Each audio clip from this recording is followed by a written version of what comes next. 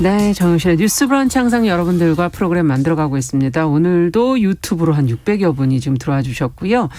자, 오늘은 KBS 콩으로 지금 들어오신 분들 있으신데 콩으로 맞아요. 박진호님께서 벌써 보시고 계시네요. 보이는 라디오가 가능해졌습니다. 콩으로 보이는 라디오로도 정영실의 뉴스 브런치 볼 수 있다고 좋다고 적어주셨는데요. 일라디오 채널 하단에 캠코더 마크가 있습니다. 그걸 누르시면은 KBS 콩으로도 유튜브로 보시는 거랑 거의 동일하게 보이는 라디오로 보시면서 들으실 수 있다는 것 다시 한번 안내 말씀드립니다. 자, 그럼 오늘 저희는 첫 코너 뉴스픽으로 시작을 해보죠. 월요일과 수요일은 이 두 분이 책임지고 계십니다. 전혜연 우석대 개공 교수님 안녕하세요. 안녕하세요. 전혜연입니다. 네, 전지현 변호사님 안녕하세요. 안녕하세요. 네, 앞서 말씀드린 국민의힘의 이준석 대표 지금 요즘 논란의 중심에 있는데 여성가족부 통일부 폐지해야 한다고 주장을 하면서 논란이 시작이 됐고 이 논란이 지금 이제 작은 정부론으로까지 지금 퍼지고 있습니다. 어떤 상황인지 먼저 정리하면서 저희 같이 한번 고민해 볼까요? 예, 이준석 대표가 최근 언론과 인터뷰에서 여가부 폐지를 주장을 했었는데요. 예. 여가부에 대해서 빈약한 부서를 갖고 캠페인을 한 역할로 전락해버렸다. 대통령 후보가 될 분은 이 안에 대해서 제대로 냈으면 좋겠다 이렇게 받아내서 한바탕 논란이 일었었고 예. 이어서 이 대표가 통일부 폐지에 대해서도 언급을 했습니다. 네. 그 외교의 큰 틀 안에서 통일 안보가 있는 것이라고 주장을 했었고 또 지금의 통일부에 대해서도 비판을 했었는데요. 네. 특히 여가부 아니면 통일부 이런 거 없애자라고 주장하는 근거 중에 하나가 보수는 원래 작은 정부론을 다룬다라고 하면서 이것을 보수의 의제라는 측면에서 또 주장을 했습니다. 예. 그런데 여당에서도 비판이 나오고 부처에서도 비판이 나오고 야당 내부에서도 우려의 목소리가 나오고 있는데요. 일단 뭐 여당의 대선 주자들이 잇따라 비판을 하고 있고 예. 또 통일부 같은 경우에는 이인영 통일부 장관이 당론이라면 매우 유감스럽다라고 하면서 통일부를 폐지하라는 부족한 역사인식, 사회인식에 대한 과실을 멈추기 바란다라고 지적을 했습니다. 예. 이준석 대표와 이인영 통일부 장관이 또 SNS를 통해서 설전을 그렇죠. 벌이기도 했는데요. 네. 예, 그 내용은 조금 생략하도록 하겠고 일단 야당에서 나오는 우려의 목소리가 있는데 권영세 의원이 페이스북을 통해서 여러 가지 우려를 나타냈습니다. 내용을 좀 요약을 해보면 이명박 정부 초기 때도 이 부처 폐지론이 나온 것 중에 하나가 통일부인데요. 네. 그런데 그때도 문제가 있었다는 식으로 비판을 하면서 어떤 표현을 썼느냐. 통일부 폐지가 마땅하다고 당시에 말해서 경악을 했는데 다시 통일부 무용론이 나오니 당혹스럽다. 국정은 수학이 아니다. 라고 했고요. 또 반통일 세력의 오명을 쓸데없이 뒤집어 쓸 이유도 없다라고 했고요. 또 서독의 경우를 예를 들기도 했습니다. 예. 이 서독에서 내독 관계부가 이 동서독 통일 과정에서 교류 협력을 담당했다는 점을 거론을 했었는데 예. 그 얘기를 하면서 이 대표가 좀 언행에 주의했으면 좋겠다. 신중할 필요가 있다. 이렇게 쓴소리를 하기도 했고요. 예. 지금 언론 보도를 보면 여가부 폐지에 대해서도 일부 의원들과 또 대선 출마하는 사람들의 우려의 목소리가 나오고 있다고 합니다.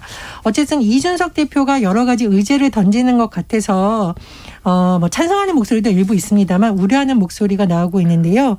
이것이 과연 작은 정부론으로까지 이어질지 아니면 이 대표 개인의 생각인데 너무 과한 것 아니냐라는 네. 쪽으로 할지 여론의 흐름을 지켜봐야겠습니다. 네. 자, 어떻게 보시는지 이 내용이 과연 작은 정부론을 논의해 볼 만한 국면인 것인지 또 더 생산적이고 발전적인 논의가 필요하다면 이 논의들은 어떻게 방향을 틀어가야 될지 두 분께 생각을 좀 여쭤보고 싶네요. 예, 저는 먼저 부처가 잘못했으니까 없애야 된다. 이 논리에는 동의를 할 수가 없습니다. 부처를 없애고 만드는 거는 그 존치 이유와 관련된 거고요. 예. 설사 잘못된 부분이 있다면은 존치가 필요하다면은 그거를 개선을 해서 잘하도록 해야 되는 거고요. 예. 작은 정부론을 들면서 부처 개수를 축소하자. 이것도 말이 안 되는 게 외국이랑 비교를 하는 것도 우리가 표면적으로 숫자만 가지고 볼 수는 없어요. 독일같이 지방 분권이 확립된 나라도 있고 또 미국 같은 연방제도가 있는데 그렇죠. 쟤네 10개인데 우리 18개다. 너무 많다. 이렇게 갈 수는 없는 거예요. 예.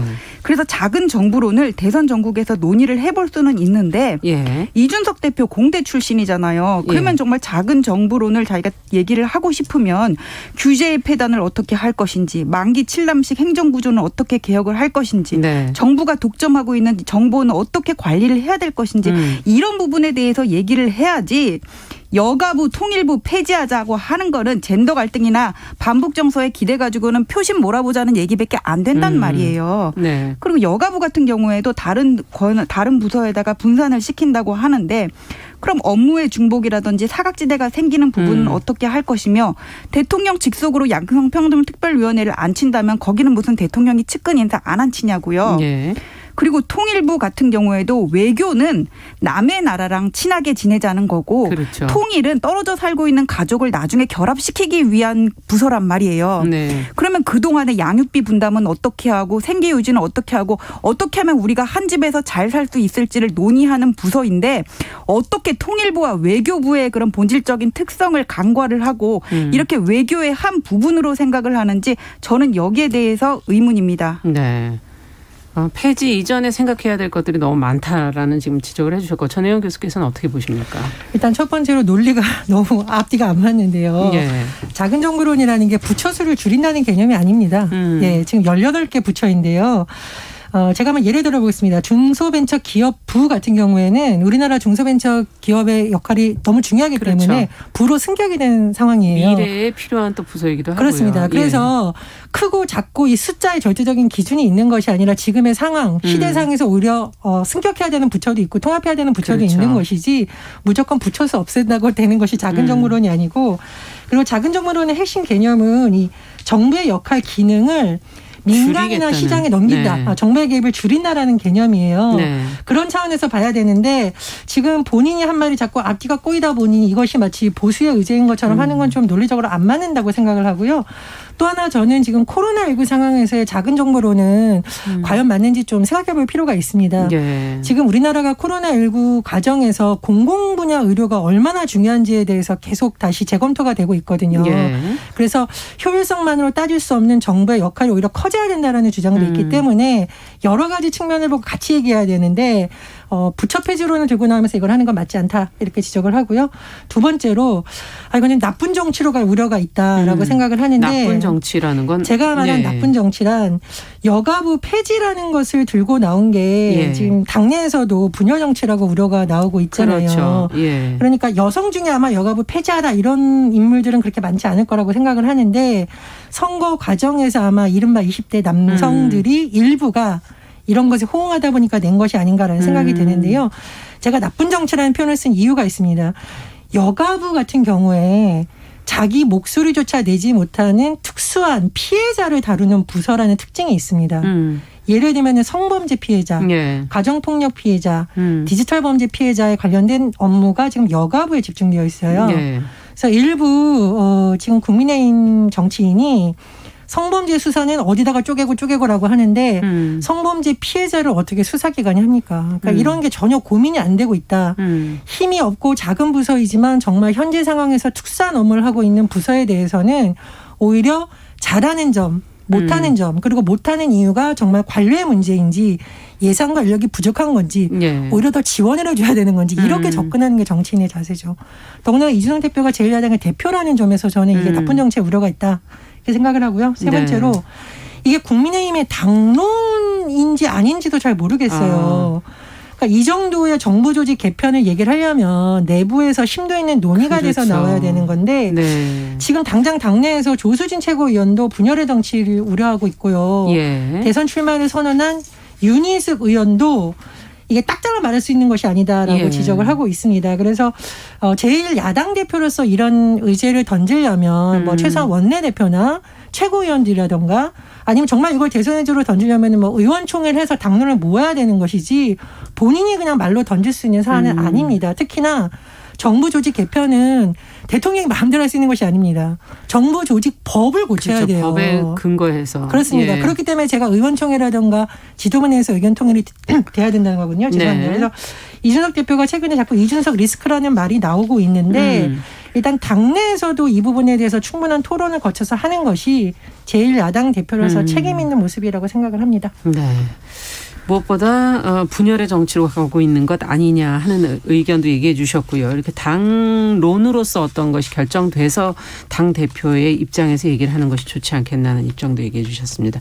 또 있을까요? 얘기할 부분들이? 이게 정치 평론을 할 때는 그 나의 어떤 팬들, 시청자들, 주 시청자들이 좋아하는 얘기를 할 수가 있어요. 하지만은 일단 당 대표, 정치인이라는 중책을 맡게 되면은 네. 그때부터는 나의 지지자들의 의사에 반한다고 하더라도 옳다고 생각하는 거, 옳은 방향으로 국민을 선도할 책임이 분명히 있는 건데 과연 그러한 신중한 신중한 배려가 신중한 고려가 있은 뒤에 이런 말이 나왔나 싶은 생각이 들고요. 예. 그리고 여성가족부가 여성을 우대하자는 부서는 절대 아닙니다. 여성을 남성보다 우대하자는 게 아니라 아직도 이게 여가부의 어떤 통계 자료에 드러나는데 네. 여성들이 뭐 임금이라든지 연령대가 높아질수록 그 취업률에서 떨어지는 증상이 분명히 나타나고 있어요. 예. 이런 것들을 보완하자는 게 여성가족부고 여성이랑 가족이랑 엮인 거는 가족을 이끌어가는 역할을 사실상 그 안에서 소프트웨어적인 역할을 담당하는 게 여성의 하죠. 몫이었단 말이에요. 예.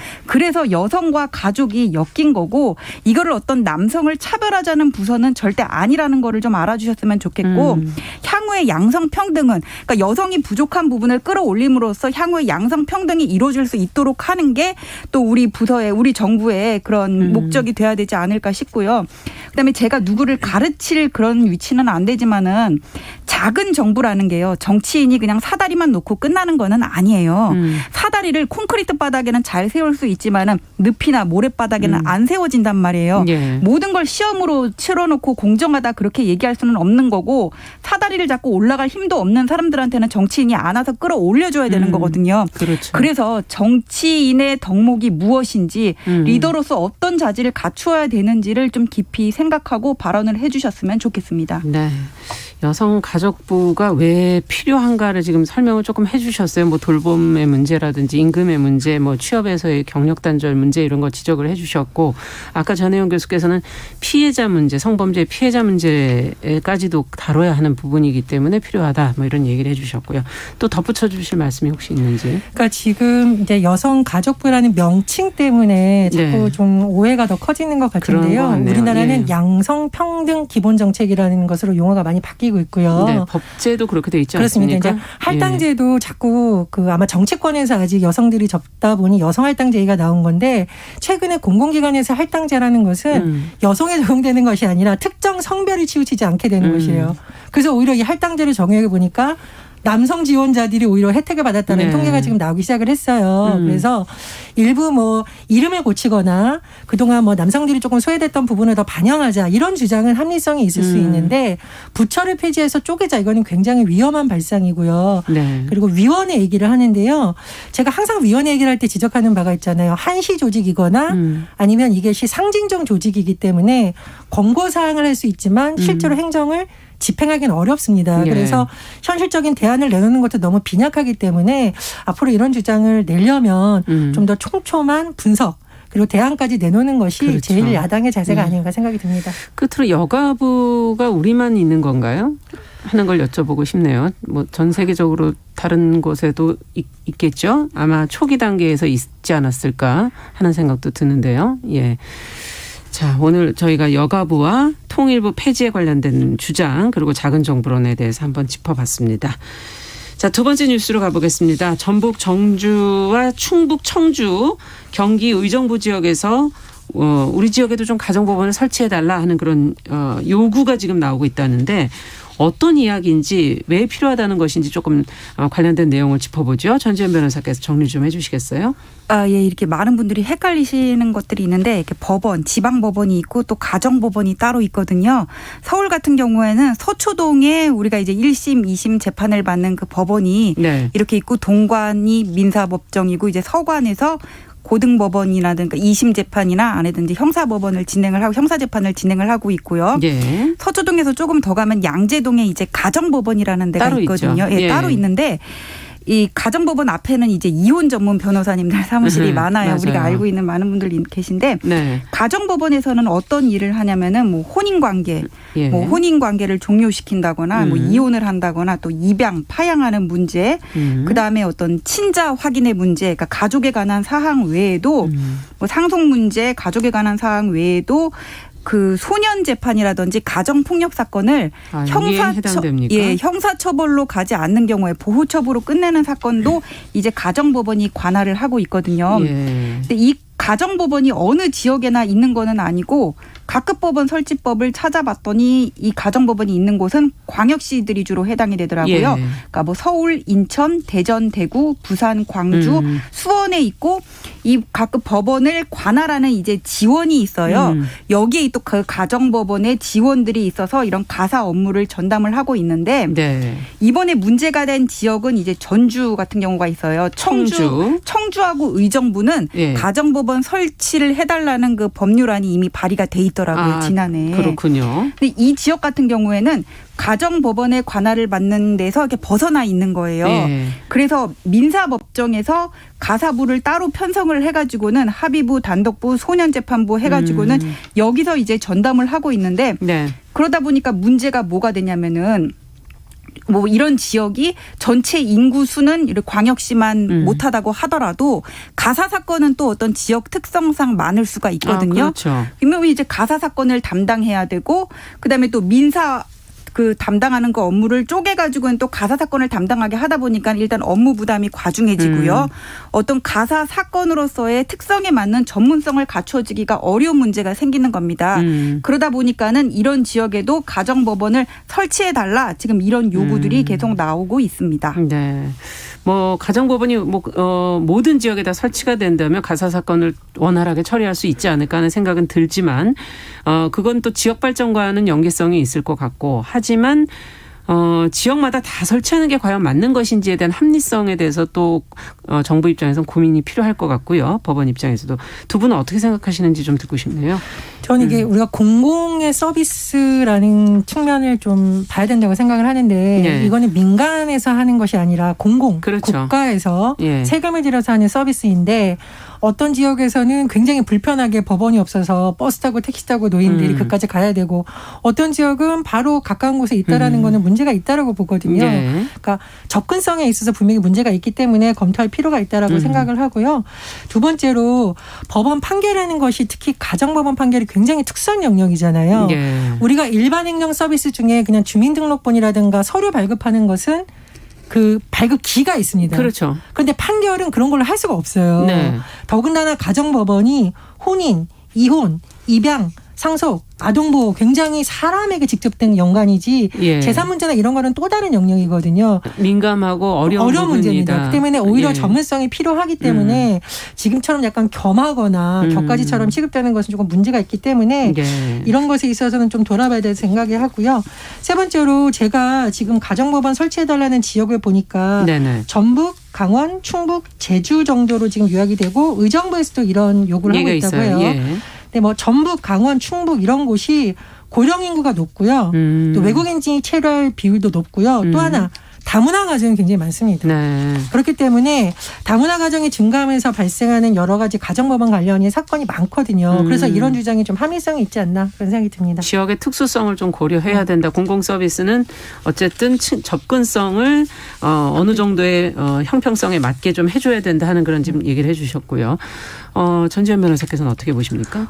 아까 말씀을 하실 때 이런 가사 사건의 어떤 특수성에 관해서 말씀을 하셨는데 분명히 그런 부분들이 있어요. 예를 들어서 소년 재판을 본다고 하더라도 변호사들이 이런 소년 재판 가정법원에서 진행하는 소년 재판 처음 들어가는 경우에는 그냥 일반 형사 사건처럼 접근을 하는 경우들이 있거든요. 그러니까 어떤 증거 재판주의, 그다음에 무죄 추정 이런 것들을 주장을 하는데 예. 소년 재판 같은 경우에는 아이들의 어떤 계도라든지 그렇죠. 교육을 시키는데 더 방점이 있기 때문에 예. 이거는 좀 다른 방향으로 접근을 할 필요가 분명히 있어요. 그래서 예. 가정법원의 어떤 특수성은 가져야 되는 거고 또 아까 사법 서비스 그런 말씀을 하셨는데 분명히 이 부분 필요해요. 네. 가정법원이 따로 있는 뭐 서울이나 수원 같은 경우에는 이제 면접교섭센터라는 게 따로 있단 말이에요. 면접교섭센터가 뭐냐면은 뭡니까? 이혼을 한 부부가 있으면은 네. 보통 엄마가 아이들을 키우고 아빠는 한 달에 한두 번 정도 아이를 보는데 예. 이게 부부 사이가 원만하지 않아서 이혼을 하면은 상대방에 대한 신뢰가 있기 때문에 아이를 어느 집에 보내는 거거나 아니면 이 사람을 우리 집에 오게 한다거나 불안하단 말이에요. 그렇죠. 신뢰가 그런다고 없어서. 뭐 제3의 장소에서 보는 것도 역시 그런 문제가 있기 때문에 면접교섭이 잘 안 이루어지거든요. 그래서 법원에서 면접교섭을 할 수 있는 키즈 카페라든지 대기 장소 같은 거를 따로 만들어서 있군요. 이런 공간을 제공을 하기도 하고 이런 것도 어떤 전문성 사법행정 서비스랑 그렇죠. 상관이 있는 부분이고요. 그리고 아까 다문화 가정 얘기를 하셨는데 뭐냐면은 다문화 가정이 많은 지역에서 뭐 이런 가사와 관련한 사건들이 좀 빈도가 많은 것도 사실상 맞고 근데 이분들이 보면은 뭐 영어를 쓰는 분, 중국어, 일본어, 뭐 베트남어, 몽골어 통역 서비스. 예, 통역사가 있어야 되는데 일반 민사법원에서 가사부 따로 있는 법원에서 이런 부분까지 다 준비가 안 돼 있겠네요. 준비가 안 된 경우들이 많단 네. 말이에요. 그래서 이런 것들을 감안하면은 분명히 가정법원은 이렇게 좀 늘릴 필요는 분명히 있습니다. 지금 제한되는 데가 뭐 의정부라든지 뭐 전주, 청주, 제주도인데 네네. 네. 이런 데는 법원의 규모가 상당히 크거든요. 그렇기 때문에 지방법원이 있는 곳에는 가정법원을 별도로 설치를 하는 것을 고려해 놔야 되고 물론 뭐 인구수가 줄어들고 나중에 미래에. 법원 조직이 예. 너무 남아나는 뭐 그런 염려도 할 수는 있지만은 전체 사건 대비 가사 사건의 수는 분명히 증가를 하고 있고 다문화 가정도 늘어나고 또 어떤 전문성이 필요한 그런 상황을 고려를 할 때 지금 고려되고 있는 지역 정도는 가정법원을 설치하는 것을 좀 적극 고려할 필요가 있지 않을까. 네. 제가 정확한 인구 구성이랑 사건 건수는 모르겠어요. 하지만 예. 이 정도 규모면 뭐 고려할 수 있다고 생각을 합니다. 네. 덧붙이실 얘기가 있으신지? 지금 이제 전북 같은 경우는 가사소송 건수를 다 통계를 내서 많이 지금 주장을 하고 있는데 2010년에서 2019년까지 가사소송 접근 건수가 17,329건이다. 굉장히 많다라는 점을 이제 근거로 내세우고 네. 있고 지금 언론 보도를 보니까요. 전북에 있는 한 노인이 이제 후견인으로 지정된 아들이 계속 방치를 하니까 다른 자녀들이 후견인 박탈을 위한 소송을 해야 되는데 어떻게 해야 되냐. 전북에서 광주까지 계속 왔다 갔다 한다는 거예요. 그래서 이런 생활 속에서 나온 여러 가지 문제, 특히 고령 노인들을 위한 차원에서도 이 문제를 한번 검토해 볼 필요가 있다고 생각합니다. 네. 자, 오늘 뉴스픽은 두 분 말씀 여기까지 듣겠습니다. 전지현 변호사, 전혜연 우석대 개공교수 두 분과 함께했습니다. 말씀 잘 들었습니다. 감사합니다. 감사합니다. 자, 정용실의 뉴스 브런치 듣고 계신 지금 시각 10시 29분 향해 가고 있고요. 라디오 정보센터 뉴스 듣고 오겠습니다.